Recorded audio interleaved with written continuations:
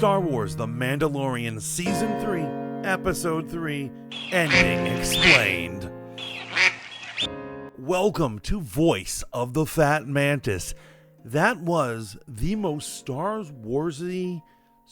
Wars episode of anything I've ever seen. Starfighter battles, escapes through hyperspace, Mandalorians galore, and that's just the small beginning and small ending. We have trips to Coruscant, people wearing uniforms, space operas. This was epic in scope and theory. It has a lot to do with the main plot of The Mandalorian, despite not even having the titular character of The Mandalorian in it very much. I was very impressed with this episode. It set up a lot, and it went by formulating a path that Jon Favreau already said that he was going to do, an explanation to the First Order. He actually said that in an interview during the first season. I know a lot of people are hoping that he forgets it and ignores it during this process, but we can't ignore it because I actually like these explanations going on. But before we go any further into the explanation of the ending, I would love it if you like this video, subscribe to this channel, ring that notification bell, and keep tuning in to Voice of the Fat Mantis. Comment wouldn't hurt either.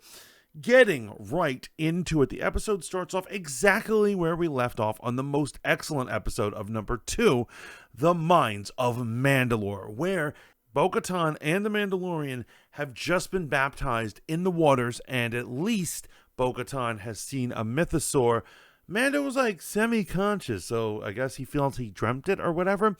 But we get to take off where they leave from that point on. They keep their helmets on, they get into their craft, and as they're heading into orbit, they are attacked by TIE fighters. And what happens is a epic space battle, which turns into an atmosphere battle, which allows the Mandalorian to get into his craft, and the two of them are going at it. And you can feel the guts, the glory, the essence of a Star Wars dogfight. Hallelujah, it's back.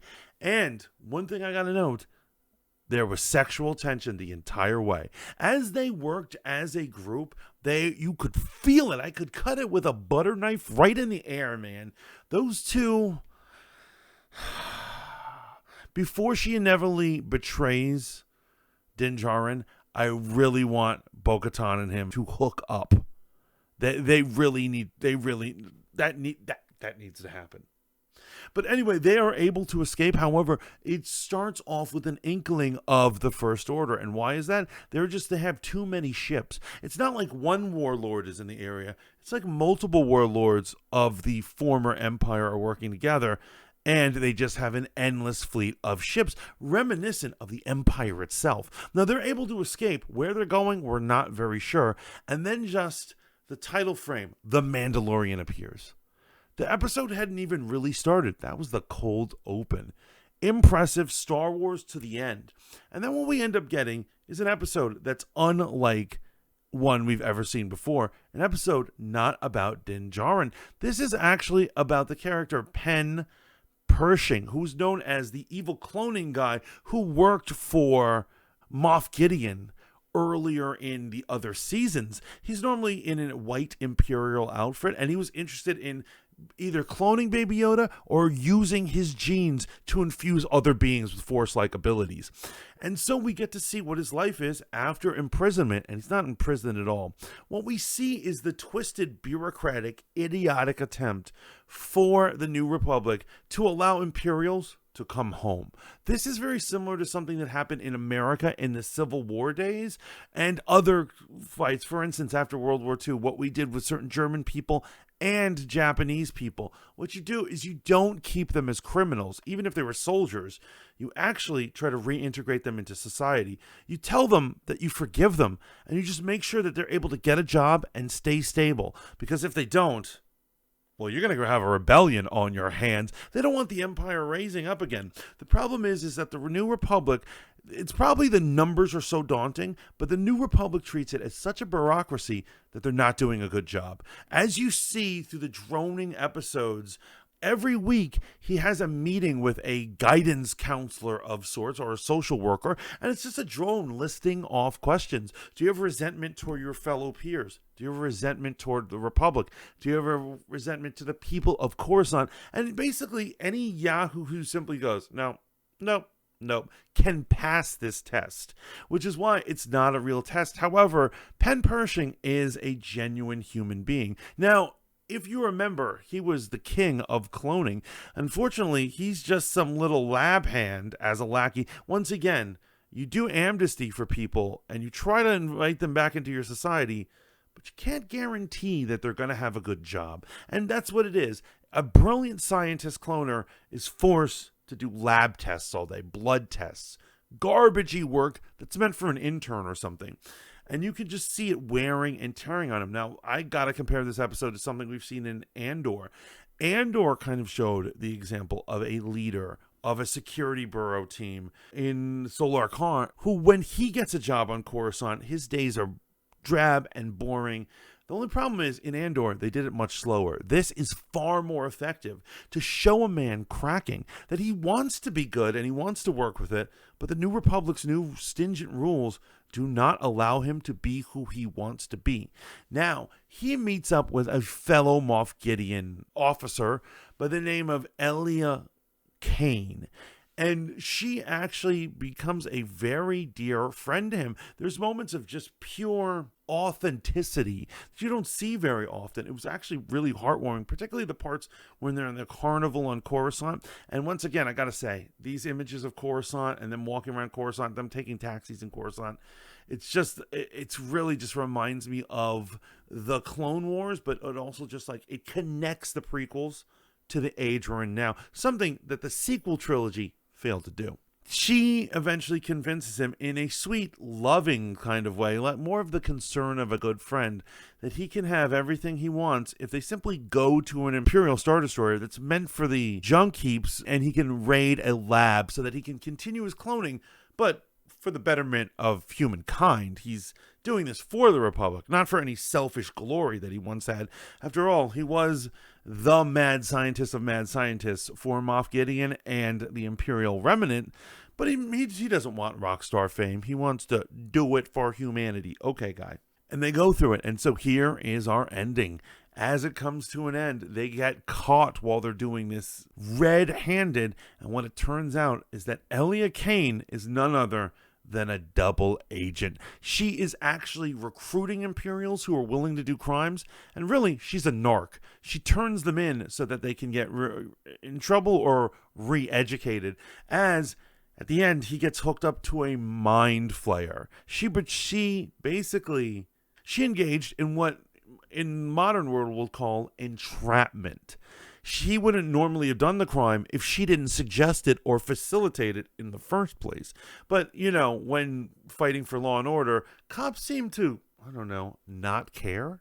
So while he's in the mind flaying situation, they're going to leave him there. And she says, I do care about my friend and I want to watch him.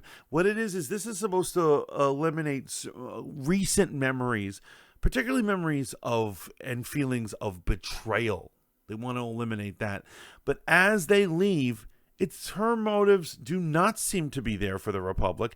Instead, she cranks up the device to full power, where the beams of light go from blue to red, and it's clear that she's literally melting his mind. She looks with a sadistic glee and begins to eat her cookie. End scene. This is mostly what I want to focus on.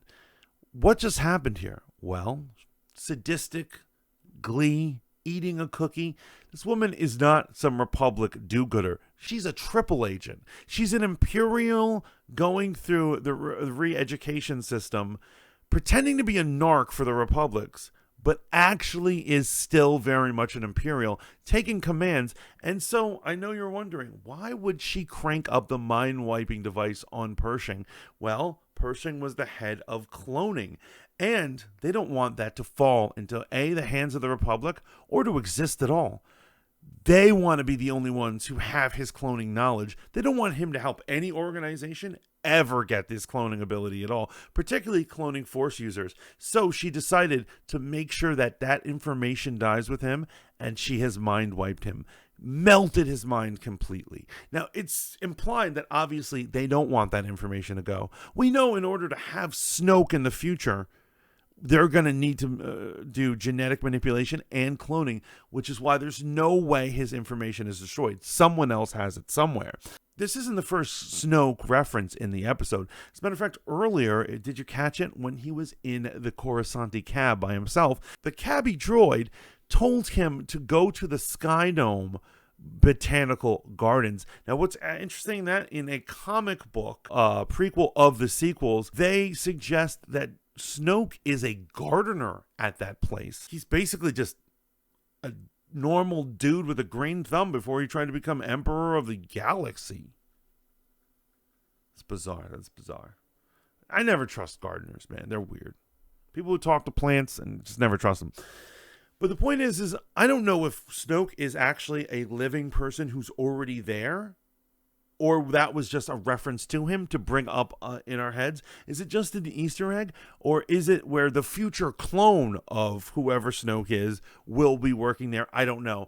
A lot of answers will be revealed later on, but I'm so glad I experienced this. And finally, the final ending to be explained.